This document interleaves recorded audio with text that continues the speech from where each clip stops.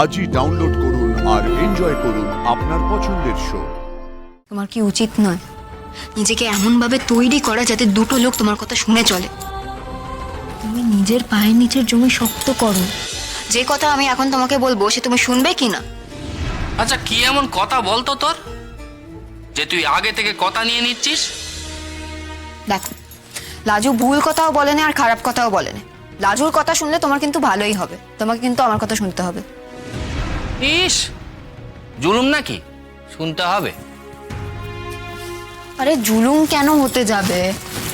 আমি যদি তোমাকে ঠিক কথা বলি তুমি কেন আমার কথা শুনবে না? আমি তোর কথা শুনবো, বল তোর কি কথা বল। দেখো, এই সংসারে তোমাকেও আর আমাকেও এখনো নিজের পায়ের নিচের জমি শক্ত করতে হবে। তুমি এত বড় হয়ে গেছো, তাও তুমি এখনো নিজের বাপের ভরসায় জীবন চালাও। এটা কি ভালো? তুমিই বলো। তো আমি কি করব বল?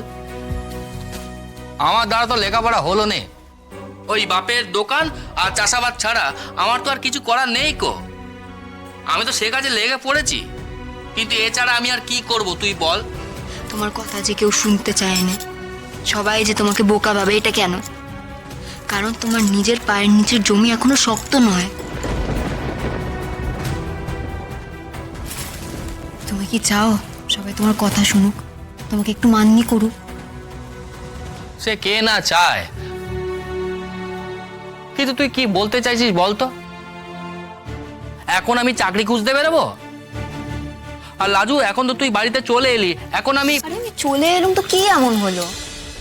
দেখো, এই যে এত মাস তুমি আমাকে নিজের বাড়িতে আনতে পারলে, এটা কেন?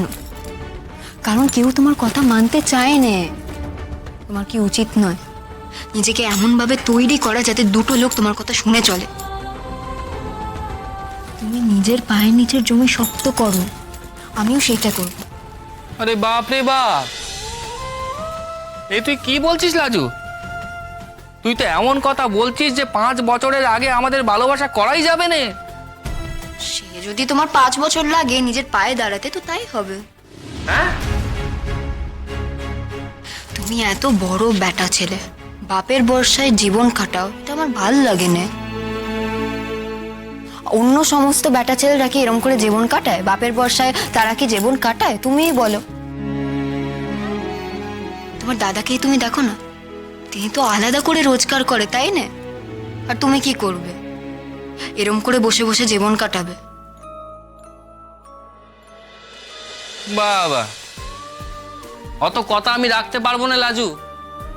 এবার আয়, এদিকে এসে বস তো, আমার পাশে এসে বস। রাজু, তুই না বড় বড় কথা বলিস, এই বড় বড় কথা বলে আমাকে ঘুম পাড়িয়ে দিলি। আমার খুব ঘুম পেয়ে গেছে গো। আয়, আমার পাশটা এসে বস, আমার মাথায় হাত বুলিয়ে দে। আজ অনেক ধকল গেছে লাজু, আমার না খুব ঘুম পেয়েছে। আয়,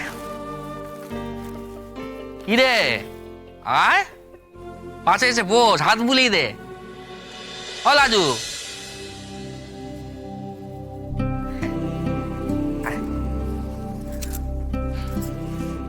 হাত কই আমার, বুলিয়ে দে।